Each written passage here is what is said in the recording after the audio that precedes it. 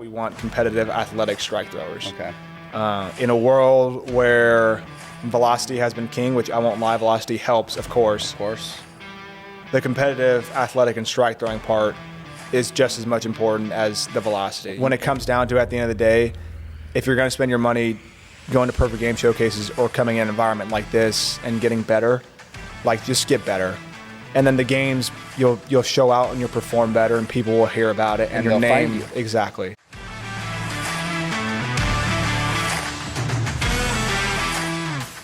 Welcome back to the AOP podcast. My name is Art Salazar. I'm the CEO of AOP. Unfortunately today, Fred, our pitching performance coordinator, is sick, but we're excited to have Isaiah Paige here with us. Isaiah Paige, a little bit about him. He played at Michigan, coached for the Orioles, and then from there he headed out to Butler University, and now he's at University of Missouri as the director of pitching development. So thanks for coming out, man. No, thank you for having me. I'm glad to be back in the area and do this with you. See you. Appreciate you coming out. I just want to start with, tell us about your journey. How did you get to the SEC? About playing, the coaching experience you've had. Like, I'm excited to hear about that. For sure. Obviously started at Michigan, where kind of my love for coaching and my appreciation for coaching started. Played for Eric Bakich, who was the head coach at Michigan at the time, now the head coach at Clemson. Spending 4 years there under him, in addition to going to the College World Series, like the peak of seeing that, I think ignited something in me that wanted me to allow other people to experience that for themselves, because for me, that was the highlight of my playing career, obviously. And so once I finished, I worked in finance for a couple months, similar to like how your journey was, where you weren't coaching straight out. So I worked in finance for like 3 months. And then my current boss, Kerrick Jackson, the head coach at Missouri, was the first person who I got introduced to when I decided I want to get into coaching.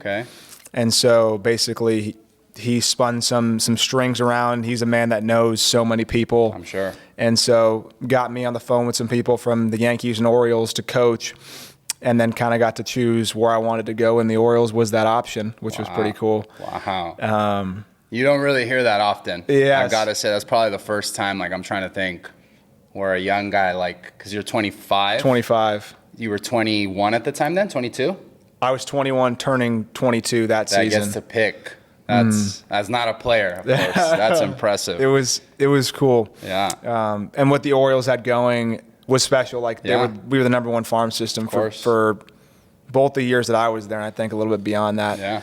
And so my first year I was in high A Aberdeen, which at the time I was a fundamentals coach, which was basically coaching the outfielders, base running, and then helping out with the hitting stuff. Oh, no shit. And so it was just my way in, essentially. And when they hired me, they said, hey, this is your door.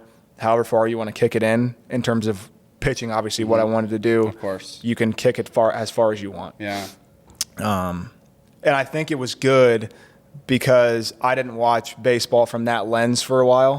Because I had pitched only for so long that you forget some little idiosyncrasies in baseball. And so now as I coach college baseball, I see it from a different lens because of that starting point. Exactly. Then, I coached with the Orioles for 2 years, moved on. I knew I wanted to coach college baseball. And so Coach Blake Beamer, the head coach at Butler, gave me a chance, basically an assistant pitching coach role, and basically reignited that fire that I had in terms of what I knew I wanted to college coach. Then doors opened again, and Coach Jackson gave me a call, and this position opened up. And here I am. It's incredible. I want to go back, though. Let's go to the finance. Tell me about that a little bit more. So when you were done playing baseball, you went into the finance world and did what exactly? So I graduated from Michigan in June of 21. We lost in the Notre Dame regional that June. About 2 months later, I moved to Dallas with my best friend to work in finance, like sales, finance, kind of managing portfolios, that thing, which is like, that's just not me. But you thought it was, though? I thought it was. I thought because I came from a background where that interested me.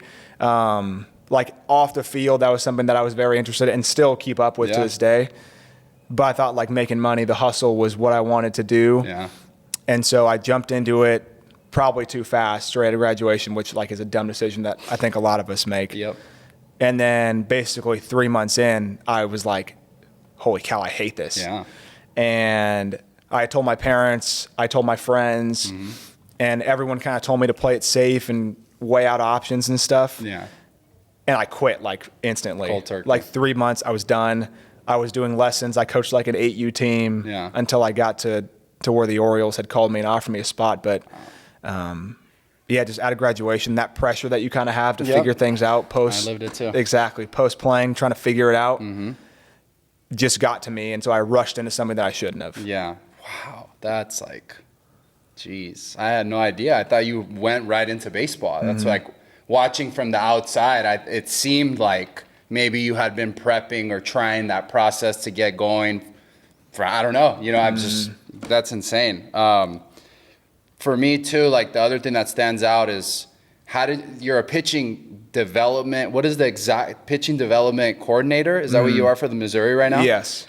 How were you a fundamentals coach in pro ball? Like how did that shift happen? You know, and then you pitched at the Division I level. Did you have any at-bats? I had a phony start as a hitter because something our coach liked to do was like put a fake DH in until somebody would actually come up. And so I was a phony DH, but that was it. But you never played? I never played the outfield in college. Wow. Geez. So the Orioles trusted you enough to come in and like, you know, be a fun, like walk me through that. What was that like? How did you make that? Like, I know that your connection with the people that you knew, but to go in there and work with these professionals, you know, like what was how, I'm like speechless, honestly. Yeah, it was different just because, and I feel so fortunate that they even took a chance because at the end of the day, that's what it was them taking a chance.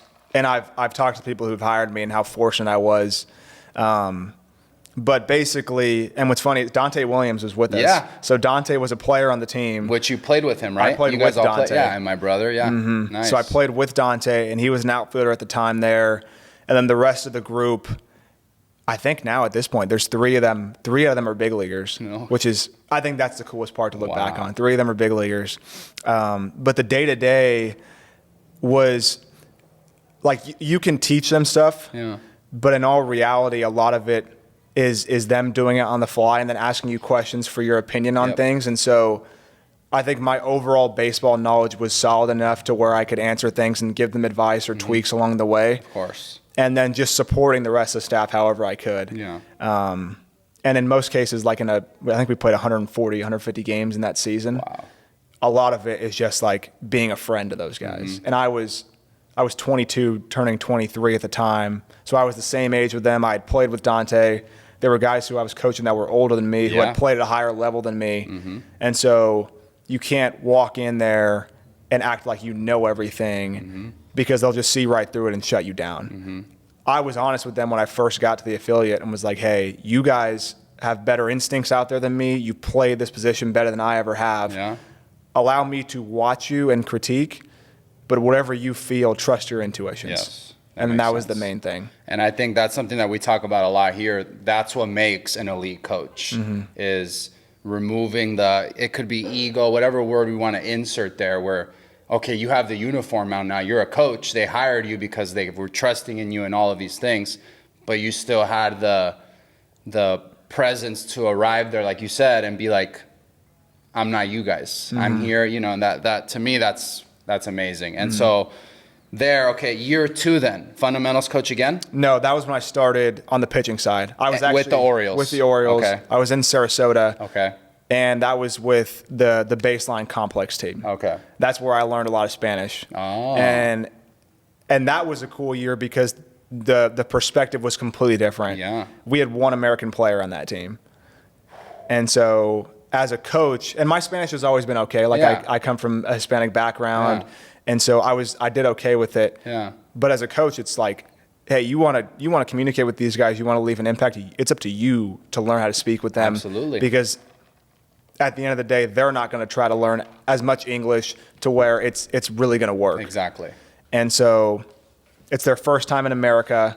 They're experiencing all these new things. They're so excited to be there. They're so happy to be playing in America. Yeah. And so the joy that they have is what I kind of tell our guys now.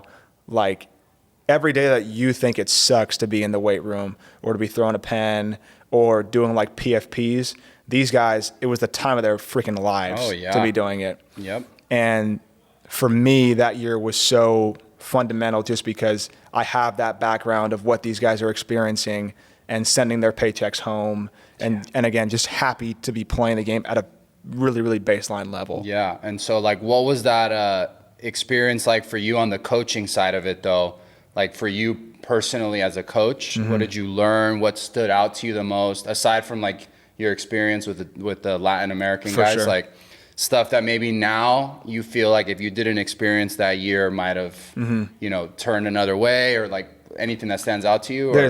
There's a couple things. One, there were so many players. And so I think that when you're a new coach going into the coaching world, I guess, quote unquote, a lot of it, what you have is your background only, and you're not able to pull from different people just yet because you don't have like that Rolodex of players that you can look back on and say, this guy did this, this guy did this, this guy did this. So a lot of it is from your background. And so, for example, let's say you show a guy a slider grip and he doesn't get it. You're like, I threw it like this. How come he can't do it? Yep. So I saw so many players early that I got to learn so many different cues, so many different mechanics, so many different mindsets of pitchers that I think if I just jumped into being a pitching coach on my own in like a college landscape too early, I wouldn't have been able to have this background of saying, okay, different players need different stuff, just yet at least. For sure. And then secondly, the rehab facilities also in Sarasota. And so minor league rehab players or major league rehab players would come back if they were injured or needed something, whatever it was. And so there were a couple big leaguers who were rehabbing that I got to talk with and work with at the time. And again, not to a huge extent, but you watched them throw pens, you watched them play catch, you talk to them about their experiences. And then you can use those stories to tell guys like, hey, this is what it takes. And so I think a lot of the times what players don't understand is the sacrifice of what it takes to be a big leaguer. Like they just see the limelight of 162 games, the World Series, the money, et cetera, but they don't see the missed birthday parties or the bodily toll it takes on you, all these different things. And so those two of seeing all those pictures and then knowing what it takes to be a big leaguer helps me understand what players' motives are and kind of figure out how to coach them better. I think is the main thing for me. No, that's spot on. That's what I would think it would be if I had to guess, if someone asked me, what did Isaiah Paige's experience? But I want to, you're talking about players right now too. Like I want to kind of go back to you again. What would you say the biggest like adjustment in the transition from being a player to, I don't want to say overnight, but people use that statement like, oh, overnight, becoming an affiliate coach. And we can say, okay, in the fundamental side of it, when you were the coach doing the fundamentals, and then also being a pitching coach, you know, like obviously the experience is different from that first year to the second year, but what stood out to you from being in the College World Series, let's say, and then having to go and, like you said, and turn the lens? Yeah, it's the cliche one was not being like in the locker room. Okay. So like after a big win, you miss those times when you go in the locker room and celebrate with your teammates because you're not on that side anymore. And so when you're a young coach especially, it's easy to like be buddy-buddy with the guys and really toe the line, maybe even sometimes not in favor of like, hey, you're a coach. You're not a player. And so not that I did that, but it's an adjustment that you have to understand. And when you get too close to that line, to be self-aware, to say like, hey, I'm not playing anymore. I got to back up. In addition to like, it's not easy. And so again, working in finance, I had the balance of 9 to 5, 8 to 4:30, whatever it was, Monday through Friday, weekends off, holidays off. And those days are off. Nothing's happening. You don't have to worry about it. It takes a lot to be a coach. And so my first year, when you're in an affiliate and you get to the field at 11 for a 7 o'clock first pitch, and you do that every day for 7 months, you realize that this baseball life is not easy. And so picking the avenue of what you want to go down, whether it's your lens, mine, or whatever it is, regardless, it's a lot of work. And so as a player, you don't see that just because, you know, you show up to the field, do your stuff, and then bang, you're done. You don't see what the coaches do pre or post. That was the two biggest things to me. That's beautiful, like to think about.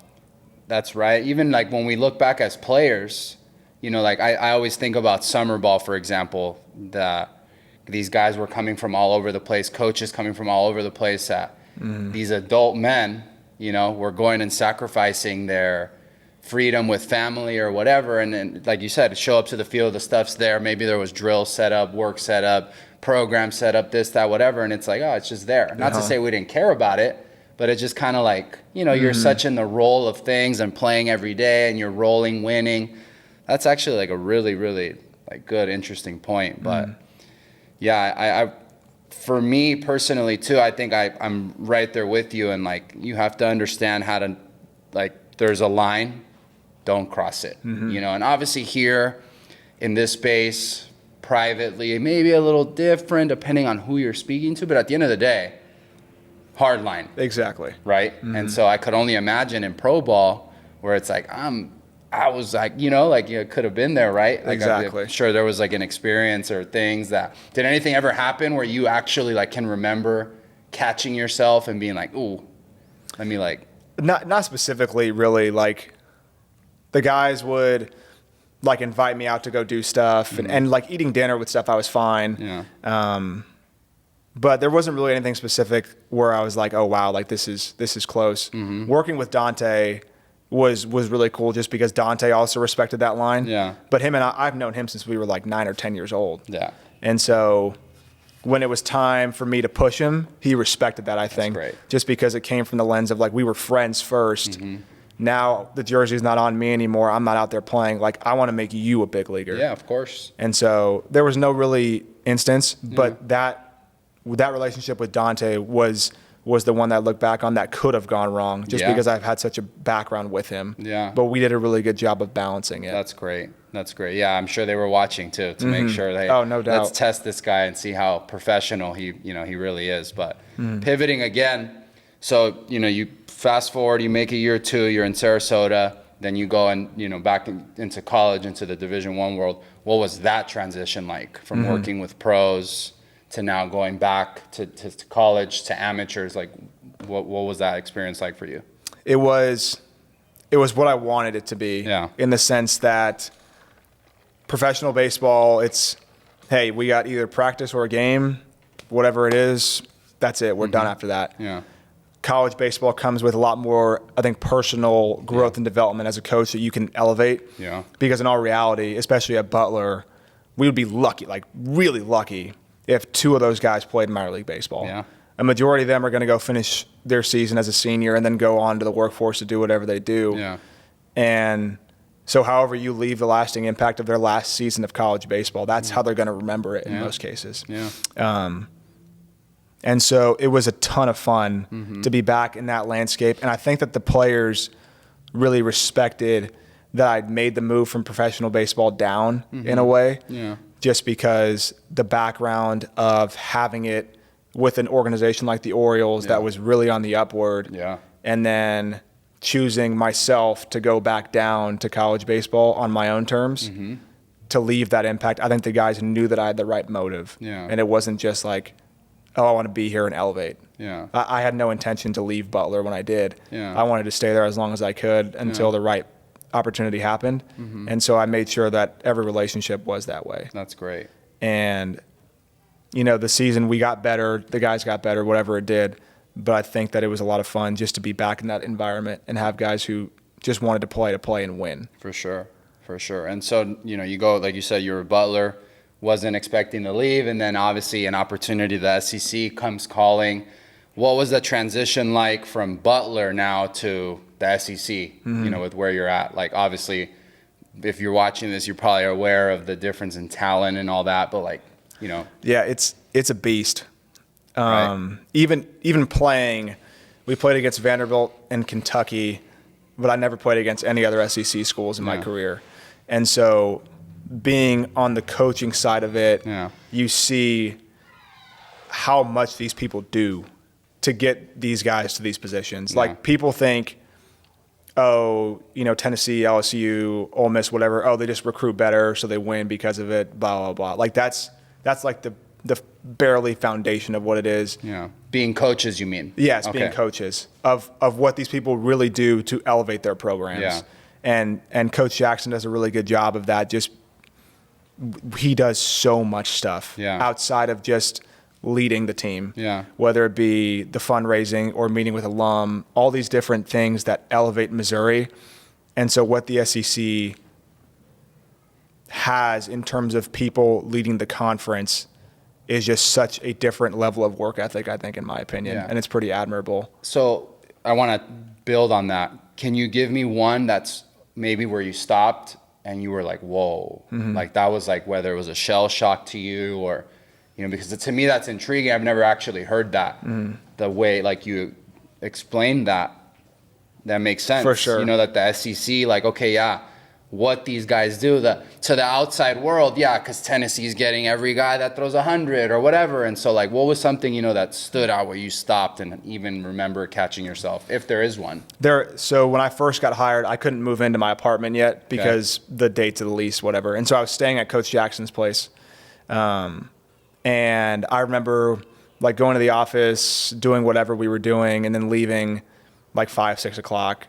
I went to go pick up some food. Coach Jackson went home to go hang out with his kids and his wife. And him and his wife are watching TV together. And like Coach Jackson's phone is blowing up. He's on the computer doing work at the same time. He's answering phone calls. And it's like 8:30, 9 o'clock at night. Wow. And so basically from sun up to sundown for this specific day, which I know it's a lot of Coach Jackson's days, but it's nonstop. And it's work, it's work, it's work, it's work. But Missouri is his dream. And so for him, it's barely even work. It's just him accomplishing what a childhood dream has been for him. Yeah. But like looking at that from a 25-year-old coach's lens, it's like, oh man, like this isn't just X's and O's. It's work behind the scenes so that you can get the right people to execute those X's and O's is the main thing. Yeah, and I'm assuming that it elevates you, not to say you need it, but elevates you probably to another level, right? When you have a leader like that in front of you, that's like setting the standard. Like people say that, I'm sure if you work 12 and he works 13, you're like, oh, whoa. For sure. Like, guy does it every day and has kids and a wife and he's alive and if he works out or whatever, you know, like that's, to me, that's always admirable when I see that, and especially consistency and the love and, hey, this was my dream and enjoying it. You know, like I personally can't stand when I see people, especially in our industry, in this business, like miserable. For sure. And it's clear that they're doing it for money. Like, listen, don't get me wrong. Yeah, of course, money is involved. There's no doubt about it. But you can tell the guys that do it just because of money and then the guys that don't. And obviously Coach Jackson sounds like he's the latter, and you know, he loves it, loves what he does. That's, no doubt. Yeah, that's, I wasn't expecting to hear that. I'll tell you that, you know, like that's impressive for sure. And it makes sense why these programs are as sensational as there are. What, anything else that maybe stood out to you? No, not particularly. I think that the staff as a whole, as you said, follows his lead. Yeah. And so it's just filled with a bunch of guys who are working their tails off. And one point that he always makes that I enjoy and I keep in the back of my mind just because I want to use it one day is that everything that we do is for the players. Yeah. We're here to serve them. It's not for our own egos or whatever we want the motivation to be. Yeah.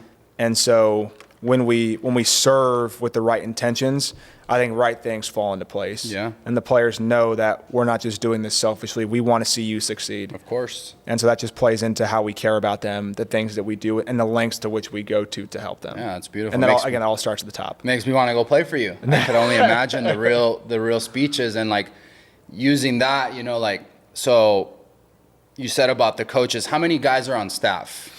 Head coach down to whatever the lowest. We have, I think, 6 or 7. Okay. And that's, so walk me through it. So, Head coach, Coach Jackson, Coach Bryson LeBlanc, who was actually at UC Riverside and UC San Diego. He's a California guy before this.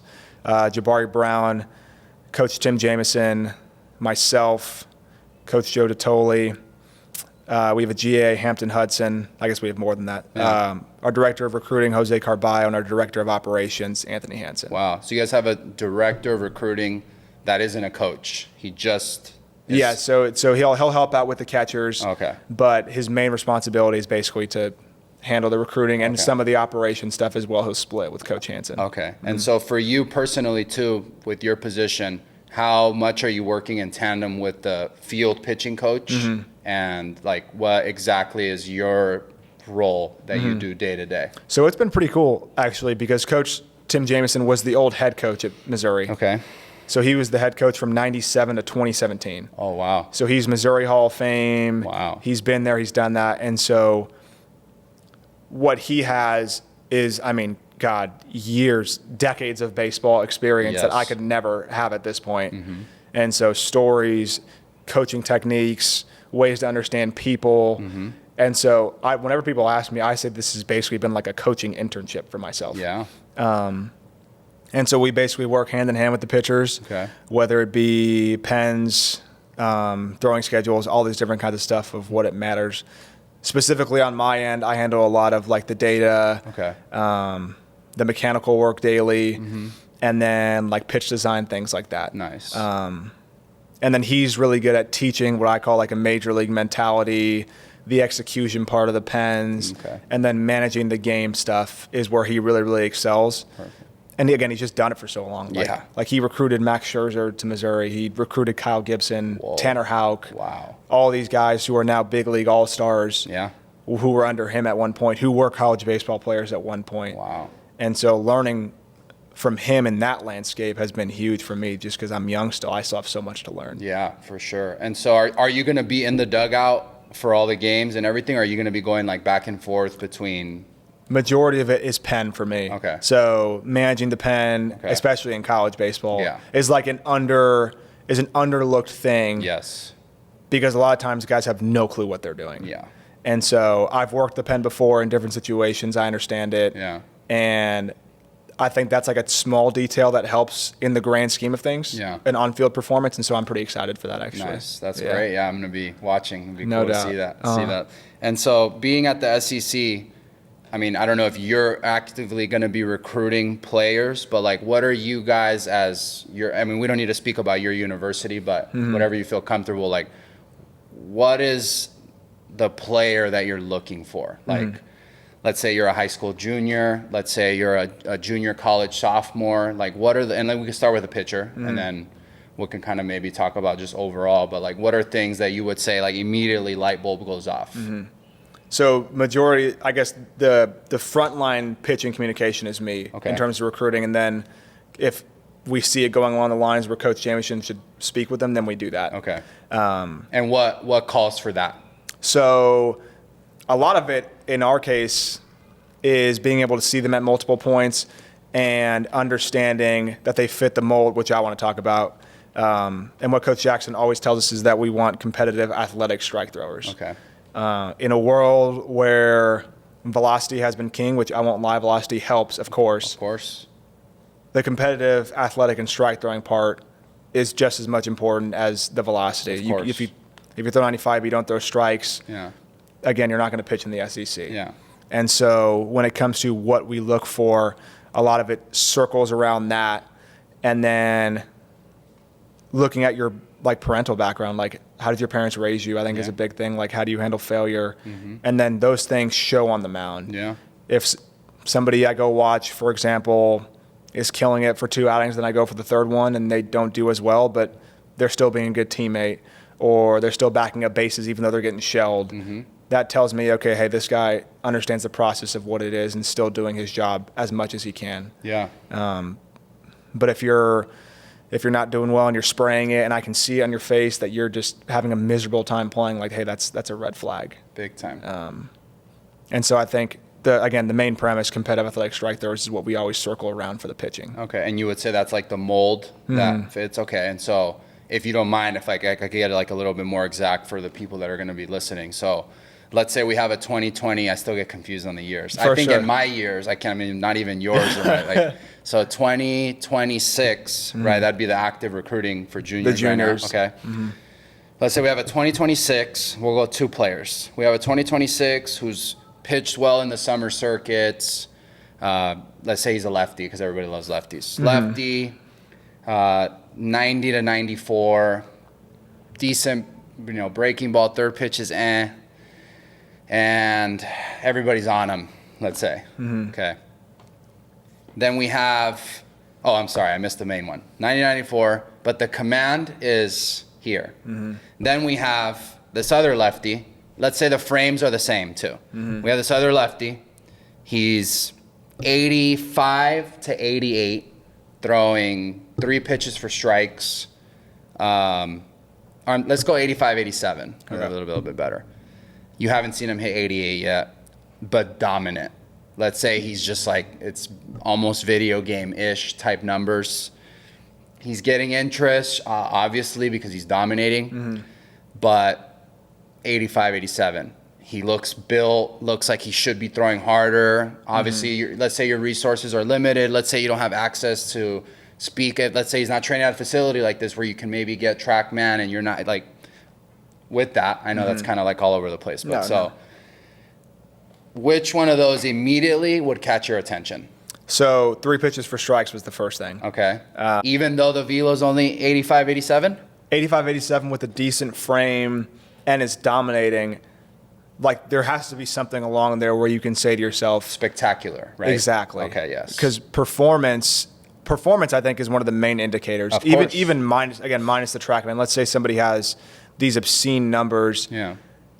As much as you want to say to yourself, all right, hey, these numbers are crazy, these are going to perform. In reality, the actual statement is, we think this is going to perform. Of course. Or with the 90-94 kid who's spraying it a little bit, we think we can get him in the zone. Yeah. We think that it'll compete. Whereas the 85 to 87, 3 pitches for strikes has dominated, like, let's say the area code circuit, PBR, whatever. Yeah.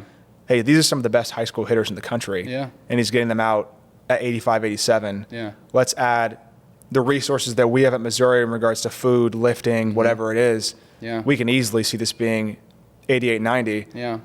And again, throwing 3 pitches for strikes, that's an SEC starter one day. For sure. Versus somebody who you think can improve the command, and even if he gets to the point where the command's okay enough, it's a college reliever. For sure. So For sure. performance-wise, the second kid, even though the velocity is not there just yet, you can see that becoming something that's pretty dominant in the future. Yeah. And so 2 things I want to make sure. One of them being, you'll see it a lot. There's kids that are like, and we don't need to say SEC, but we'll say Division I. But since no one's offered them, it kind of, I don't know if maybe you experienced that, like for you personally as a player, but it seems like the process will drag on, waiting until that offer comes in from whoever wants to shoot it. And then it's like, boom, it rains and there's 15 of them. And so let's say you're on this 85, 87 kid. Let's say all through junior year, no offers.